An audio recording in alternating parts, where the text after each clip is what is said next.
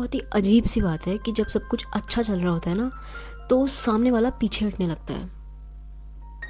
Calls कम हो जाते हैं, टेक्स्ट लेट हो जाते हैं, और एकदम से आप दोनों की एनर्जी डिफरेंट हो जाती है, और एकदम से उस इंसान को आप उसके लिए कंपैटिबल नहीं लगते, और आप ये सोचते रह जाते हो कि यार मैंने गलत क्या किया है, मेरी गलती क्या है। देखो, it's a hard but a necessary truth you need to know. कुछ लोग ऐसे होते हैं कि उनको रिलेशनशिप चाहिए, उनको अट्रैक्शन चाहिए, उनको वो कनेक्शन चाहिए आपके साथ, बट विदाउट एनी रिस्पॉन्सिबिलिटी। एक पर्सन है जिसको आपसे बात करना पसंद है, जिसको आपके साथ में हैंग आउट करना पसंद है, बट उसको रिस्पॉन्सिबिलिटी पसंद नहीं है। जब आप कमिटमेंट की बात करोगे तो that person start to take their move backward. ठीक है, उस इंसान को फीलिंग वैलिडेटेड रहना पसंद है आपकी नज़रों में, अटेंशन पाना पसंद है, और फीलिंग वांटेड भी पसंद है। बट जब आप बात कंसिस्टेंसी, कमिटमेंट या रिस्पॉन्सिबिलिटी की लेके आओगे ना, तब वो इंसान आपको डाउट में डाल देगा। तब वो इंसान ऐसा फील करवा देगा कि आपकी ही गलती है, आप ही इस बारे में ज़्यादा सोच रहे हो। शुरू में ना एफर्ट लगाना इज़ ईजी, क्योंकि आपको इंटरेस्ट होता है, सामने वाले को इंटरेस्ट होता है, तो ये सारी चीज़ें ना बहुत ईजिली हो जाती हैं without effort. But as the time passes by, आप दोनों के बीच में वो डिस्टेंस आ जाता है, और आप अचानक से ही सोचने लगते हो कि यार मेरी गलती क्या है।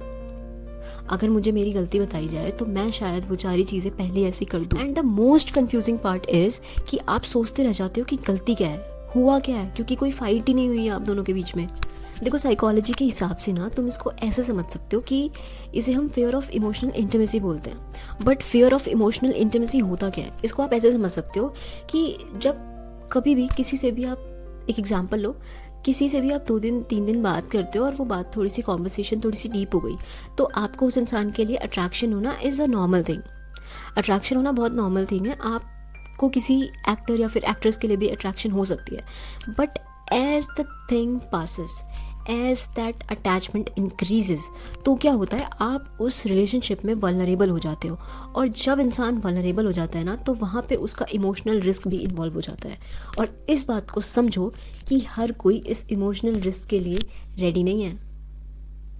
आप हो सकते हो बट सामने वाला नहीं है, तो इसलिए धीरे धीरे धीरे धीरे that person starts to pull the move backwards. Okay, you know what is the most cringiest thing, that आप इन सारी चीज़ों में खुद को ब्लेम करना स्टार्ट कर देते हो। आपको लगता है कि आपने सामने वाले को ज़्यादा केयर दे दिया, अटेंशन दे दिया, आपने ज़्यादा दिखा दिया सामने वाले को, आपने ज़्यादा कदर कर दी उसकी, और इसलिए उसने आपके साथ में ऐसा किया। But it is not that true. The thing is कि आपकी ऑनेस्टी उनकी रेडीनेस से आगे थी। आप ऑनेस्ट थे और वो उस चीज़ के लिए रेडी नहीं थे। Understand that thing, okay? Let's be emotionally grounded for something very serious. देखो, सामने वाले का इंटरेस्ट आप में लूज होना is not a rejection for you. It shows कि आप जिस डेप्थ के लिए, उस रिलेशनशिप के लिए रेडी थे, उस सामने वाले इंसान को वो डेप्थ का रियलाइजेशन ही नहीं था। वो इंसान इस चीज़ के लिए रेडी ही नहीं था। तो you should be happy about that thing. और ये कोई रिजेक्शन नहीं थी।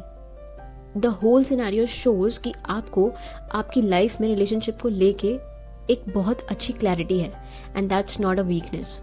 सो cheer for yourself. Okay, bye.